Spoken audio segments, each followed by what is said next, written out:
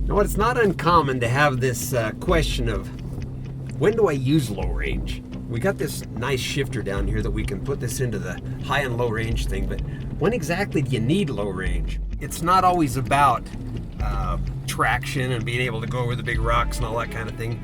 Low range has some other purposes as well. One of the things is to create less heat in your transmission.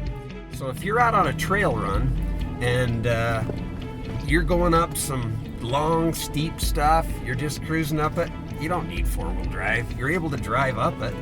Yeah, you're having to give it a little gas and it sounds like it's working, but it's easily going up it.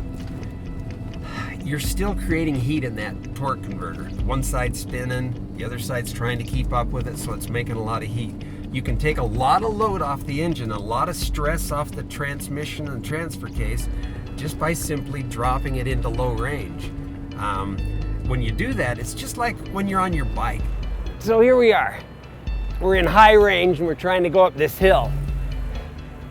So your engine's really lugging. Yeah, I'm the engine, I'm lugging.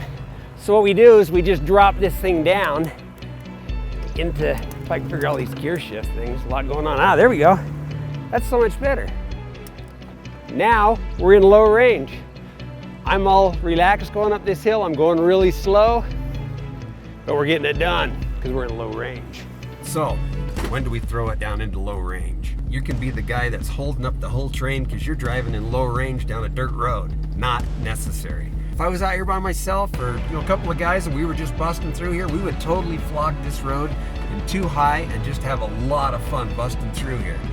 But if we're in a group of people and we're going through here, we're probably going to be going along at 5 or 10 miles an hour max. Low range it.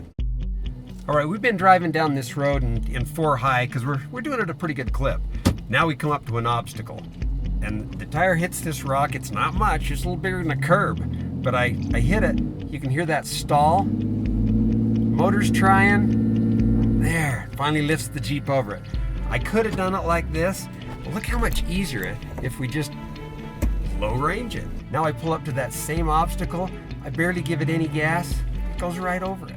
So that's where that low range gearing really helps you. Not only does it help you get over the obstacle, it saves a lot of wear and tear on your motor and transmission.